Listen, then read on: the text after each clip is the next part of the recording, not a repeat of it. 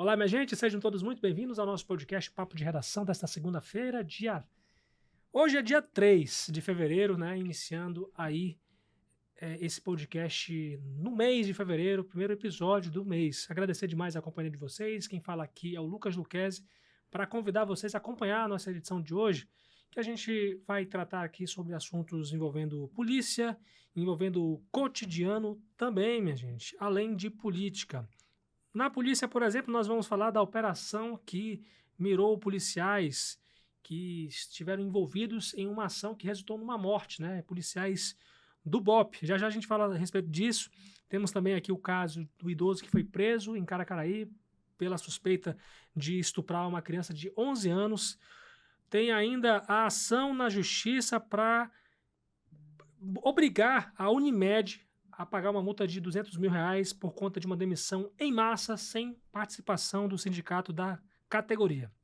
E vamos tratar também das possíveis novas tarifas de ônibus e de lotação para 2025 aqui em Boa Vista, assunto que está em análise, assunto sempre polêmico, também trataremos sobre isso. E por fim, gente, a volta dos trabalhos das sessões da Câmara Municipal de Boa Vista. Você é o nosso convidado a interagir pela seção de comentários do canal da Folha aberta para você no YouTube e no zap da redação 999715300.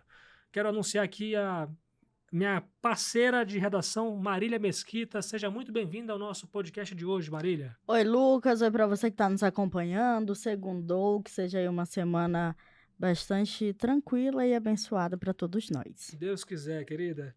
Vamos falar sobre essa operação de hoje contra policiais militares lotados aí no BOPE, por conta de uma ação que acabou resultando numa morte de um detento. Não sei, que você vai esclarecer melhor. Fala pra gente, Marília. Lucas, foram 3 policiais militares e uma mulher que foram alvos de mandados de busca e apreensão na manhã de hoje, na 4ª fase da Operação Janus. A investigação apura a morte de Fabrício Soares da Silva, ocorrida em 9 de setembro de 2023, durante uma intervenção policial do BOPE aqui em Boa Vista. A Polícia Civil cumpriu 5 mandados expedidos pela primeira vara do Tribunal do Júri nas residências dos investigados e em uma loja de celulares. De acordo com investigações da Delegacia Geral de Homicídios, a DGH, há indícios de que o confronto que resultou na morte da vítima pode não ter ocorrido e que a cena do crime tenha sido adulterada. Durante a operação policial, o celular que pertencia à vítima foi subtraído. A investigação apontou que o aparelho foi vendido dias depois para uma mulher que mantinha relacionamento com um dos policiais envolvidos no caso. A Polícia Civil também identificou um vínculo entre a proprietária da loja de eletrônicos e um dos militares investigados. E aí o delegado que segue aí à frente das investigações é o delegado João Evangelista, que ele disse o seguinte: o fato segue em investigação e atualmente encontra-se em fase de cumprimento de mandados de busca e apreensão com a finalidade de arrecadar mais elementos de provas. E aí sobre essa operação, a Operação Janus, que faz referência à divindade da mitologia romana, com 2 faces, uma voltada para o passado e outra para o futuro, busca esclarecer os detalhes da ocorrência e as responsabilidades dos envolvidos. Muito bem, Marília, queria que você falasse também sobre essa prisão de um idoso acusado de estuprar uma criança de 11 anos. O estupro de vulnerável continua, infelizmente, está na moda entre os criminosos. Isso, Lucas. Esse idoso é o JRCN, de 69 anos, que foi preso em flagrante no município de de Caracaraí, acusado de praticar estupro de vulnerável contra uma criança de 11 anos. A prisão foi efetuada pela Polícia Civil após uma denúncia anônima. O idoso, ele seguiu para a audiência de custódia. Esse crime, Lucas, ele ocorreu por volta das 13 horas de sábado, dia 1º de fevereiro, e foi registrado em um vídeo por uma testemunha que presenciou o fato e encaminhou as imagens para a Polícia Civil. O delegado de Caracaraí, o Bruno Gabriel Costa, mobilizou as buscas pelo acusado após receber o material. O idoso não resistiu à prisão e confessou o crime. Segundo o delegado, o idoso já possui antecedentes criminais por importunação sexual. A Polícia Civil investiga a suspeita de que outras irmãs da vítima também tenham sido molestadas pelo acusado, que mantinha uma relação de amizade com a família da vítima. Muito bem, Marília, vamos esperar com que durante essa semana a gente tenha boas notícias, seja uma semana de muita tranquilidade. Muito obrigado, até uma próxima. Tchau, Lucas, já para você que está nos acompanhando e até a próxima. Então, gente, vamos continuar aqui. O Sindicato dos Empregados em Estabelecimentos Privados de Serviços de Saúde do Estado de Roraima, o CIEMESP, entrou com uma ação civil pública contra a Unimed Boa Vista e o Conselho de Administração da Federação das Unimedes da Amazônia, a FAMA. O motivo da ação foi a demissão em massa de funcionários feita em julho de 2024, sem a participação sindical, o que fere a legislação trabalhista. De acordo com a petição, cerca de 300 trabalhadores foram dispensados sem justa causa e sem o pagamento imediato das verbas rescisórias, incluindo salários, férias e FGTS. O sindicato denuncia que a empresa também não cumpriu com o aviso prévio indenizado, deixando os trabalhadores sem meios para arcar com suas despesas. E de acordo com o advogado Felipe Calil, que defende o CIEMESP, a demissão em massa foi feita sem qualquer negociação prévia com o sindicato, o que vai contra o entendimento do Supremo Tribunal Federal, porque o Supremo ele tem um recurso extraordinário em que ele determinou que, apesar de não ser necessária a autorização sindical para dispensas coletivas, é obrigatório haver um diálogo prévio entre a empresa e sindicato para poder garantir os direitos dos trabalhadores.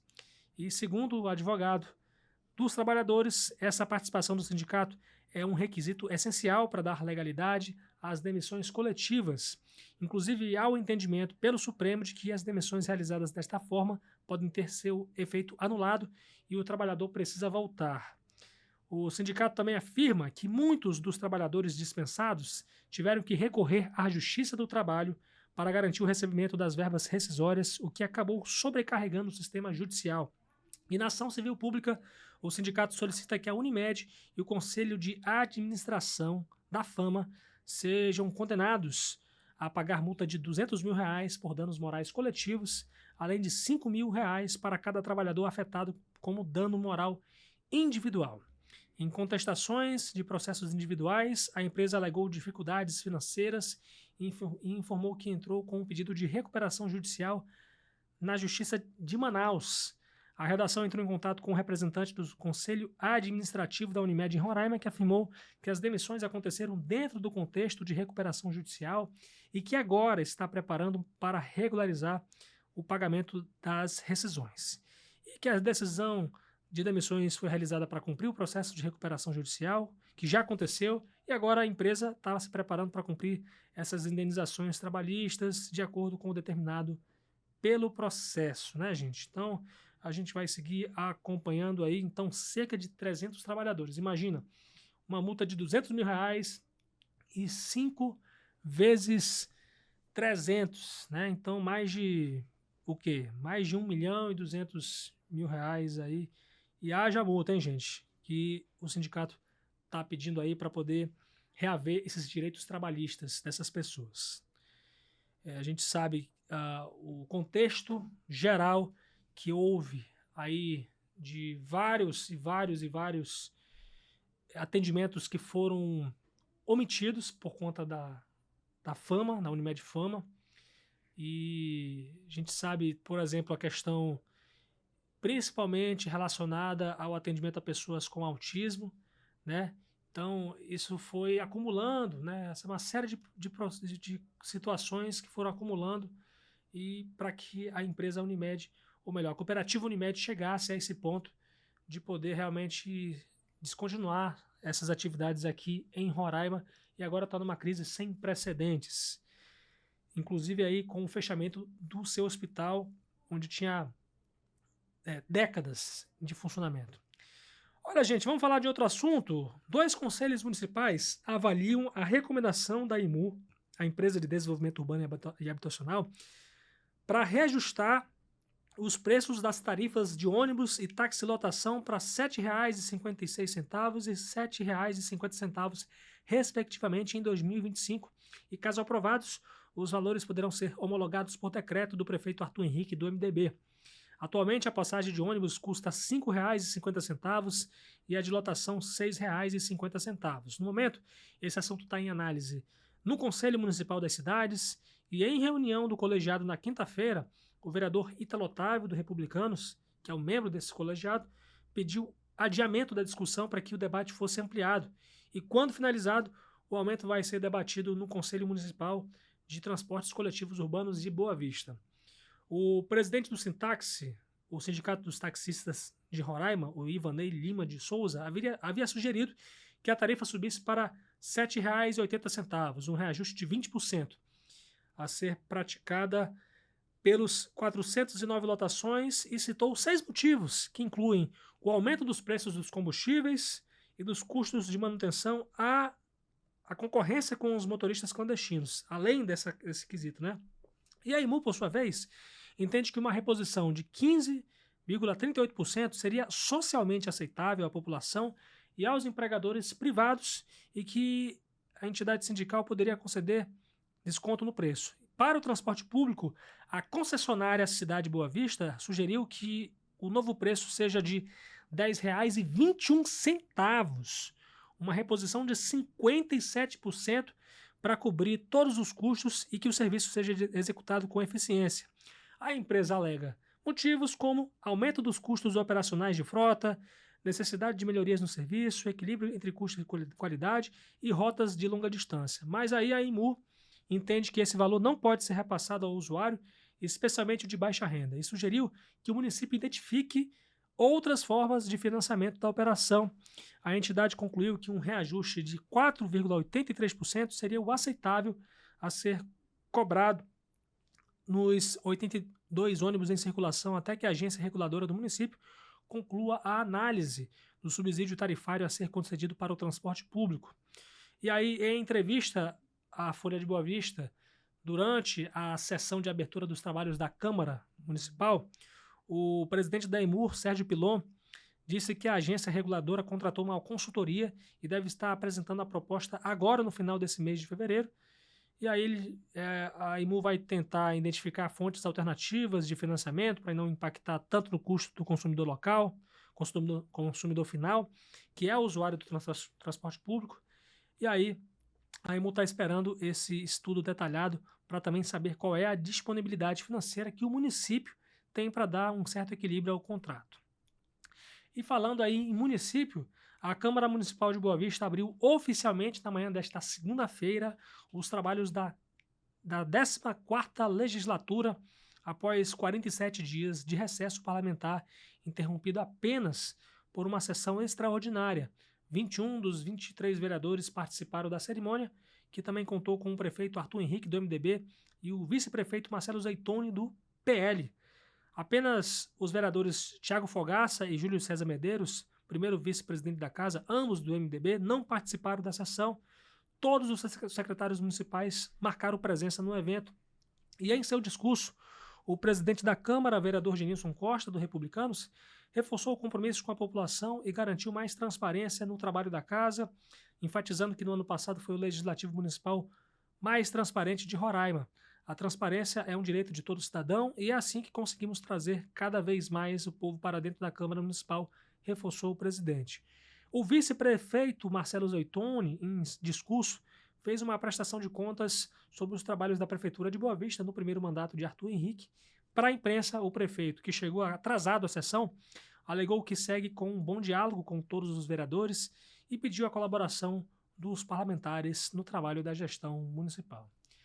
E são essas as notícias que a gente destacou aqui, gente, que bombaram na nossa cobertura de hoje da Folha BB. Agradeço demais a companhia de vocês aqui no podcast Papo de Redação, com os trabalhos técnicos de Fabiano Lopes e companhia. Eu sou Lucas Luquezzi, convoco você a seguir acompanhando o nosso podcast de segunda a sexta-feira, a partir das 6 da tarde, aqui no Grupo Folha. Tem a seção de comentários do canal da Folha BV no YouTube para você interagir conosco. Tem o nosso zap da redação, 999715300. Tem também, gente, as redes sociais da Folha BV no YouTube. Já falei aqui. Tem o Instagram também, tem o Facebook e o X. Rádio Folha BV está no Instagram, Folha FM 100.3 no Facebook e no YouTube. Eu estou lá no Instagram como Lucas Luquezzi. Que Deus abençoe vocês. Até amanhã às 6 da tarde, se Deus quiser.